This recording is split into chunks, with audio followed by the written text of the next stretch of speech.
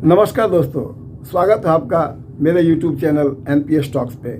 NPS talks पे आज मैं उस शख्स की कहानी सुनाने जा रहा हूँ जिसका कहना था कि यदि किसी योद्धा ने हथियार डाल दिए तो वो मृत के समान है, इससे ज़्यादा कुछ और भी नहीं।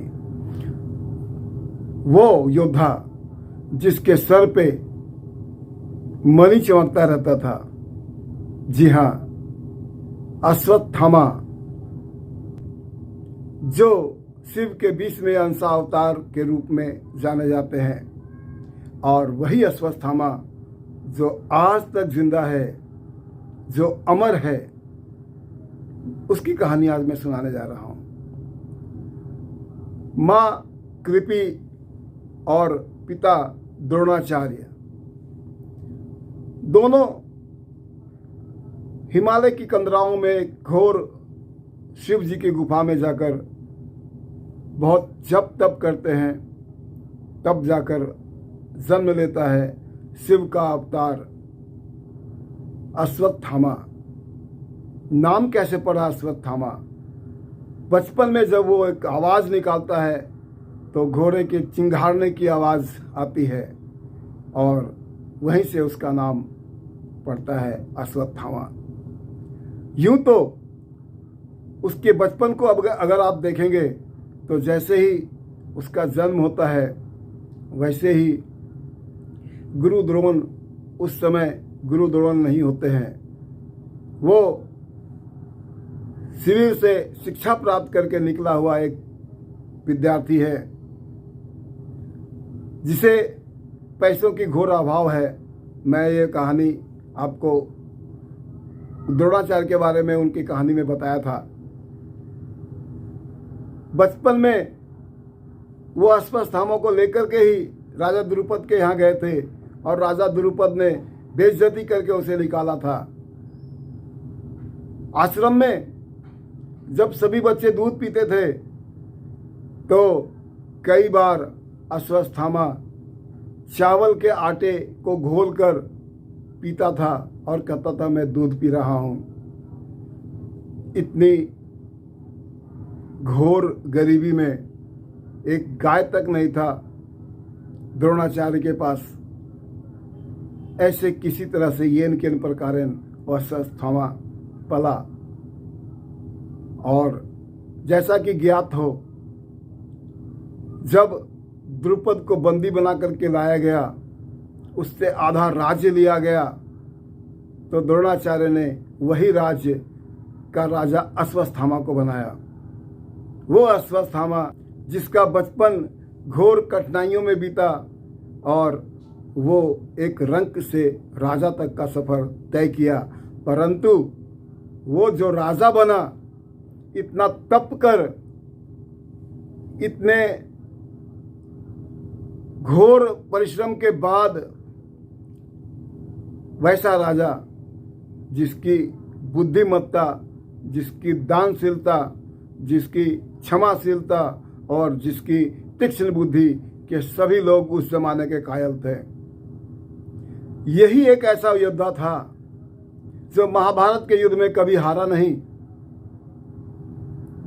जब घटोत्कच कौरव सेना को तहस नहस कर रहा था, सभी लोग डर के मारे भाग चुके थे। लगभग एक शख्स खड़ा था और जिसने युद्ध भी किया और घटोत्कच को घायल भी किया।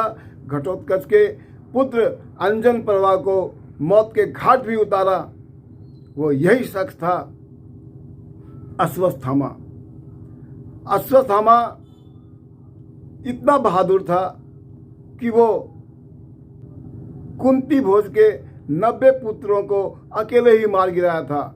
चंद्रसेन जैसे योद्धाओं को, सूरवीरों को ये मौत के घाट उतारा था। कहा जाता है 11 अक्षौणी सेना लड़ रहे, 11 अक्षौणियों में एक अक्षौणी सेना को अकेले अश्वत्थामा ने ही मार गिराया था।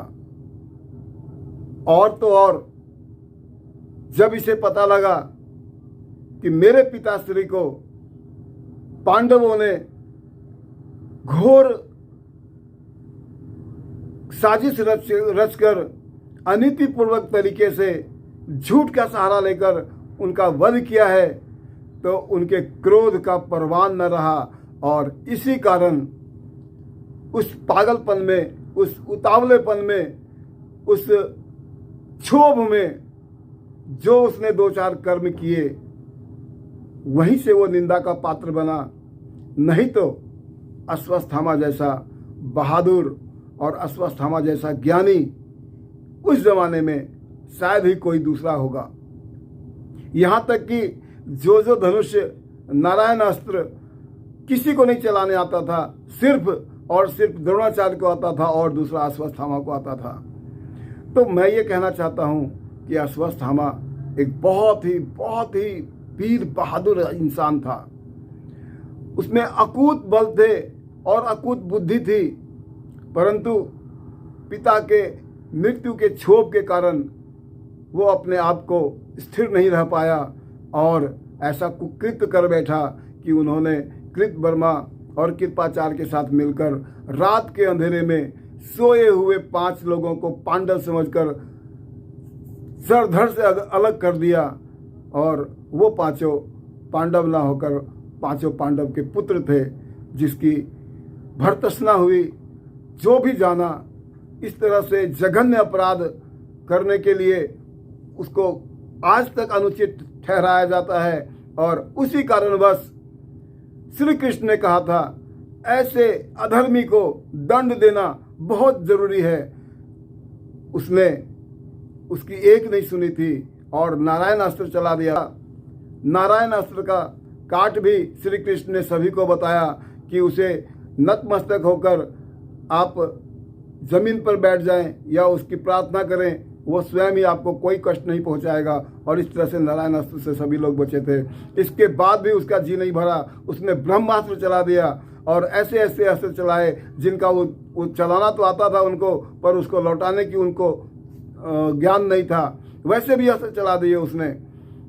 और ब्रह्मास्त्र जब अर्जुन पे काम नहीं आया, अर्जुन ने भी ब्रह्मास्त्र जवाब में चला दिया, तो उसने अपना ब्रह्मास्त्र मोड़ दिया और अभिमन्यु के पुत्र राजा परीक्षित जो गर्भ में थे उस समय, उसे हानि पहुंचाया, उसे मार गिराया और श्री कृष्ण ने उसको जीवन दान दिया था।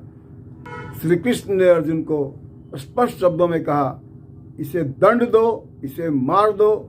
लेकिन जब वो उसे मारने गया, अर्जुन भगाया भी उसे धनुष बाण लेकर के, बहुत दूर तक भागता भी रहा, लेकिन अंत तो गत्वा गुरु का सम्मान उसे याद आया कि ये मेरे गुरु का एकमात्र पुत्र है। मैं अगर इसको मारता हूँ तो माँ कृपी भी ऐसे ही बिलखेगी जैसे द्रौपदी अभी 5 बेटों के लिए बिलख रही है। उसे पकड़कर सामने लाया गया द्रौपदी के। द्रौपदी उसे बहुत भला बुरा कहा, लेकिन बाद में वो भी पसीज गई और बोली गुरुपुत्र को जाने दो, एक तो वो ब्राह्मण है, दूसरा गुरु का पुत्र है। तब श्री कृष्ण ने कहा था कि ठीक है, यदि इसकी जान नहीं ली जा सकती है तो ये 6000 सालों तक ये वीथियों में भटकता रहेगा। इसे इस तरह से कांतिहीन, श्रीहीन कर दो कि ये जिंदगी भर ताउम्र जब तक ये भटकेगा तब तक इसे याद रहेगा कि मैंने कोई जघन्य अपराध किया था, मैंने एक निर्मम हत्याएं की थी।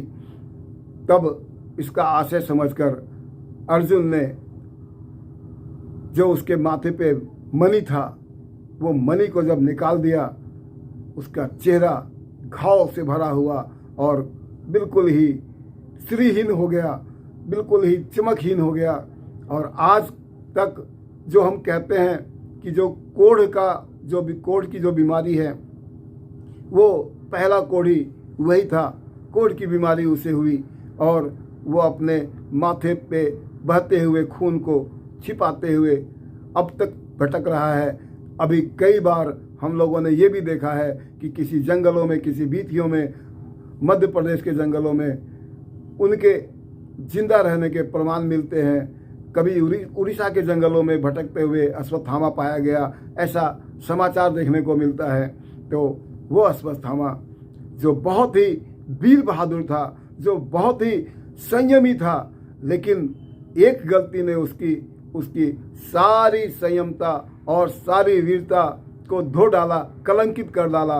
और आज के इतिहास में जो हम उसे जानते हैं वो अश्वत्थामा एक पुरुष यदि हमारे संस्कृति में है तो उसे याद करना हमारा लक्ष्य बनता है, हमारा परम कर्तव्य बनता है। और हम उस इंसान से यह सीख सकते हैं कि यदि आपके पास परम शक्ति भी आ जाए, यदि आपके पास बहुत ताकत भी आ जाए, बहुत धन भी आ जाए, तो अपने दिल दिमाग को शांत रखना चाहिए और ऐसा कभी भी अनैतिकपूर्ण कोई कार्य ना करें जो आपके यश को बट्टा लगे, जो आपके वीरता को बट्टा लगे। नमस्कार, धन्यवाद।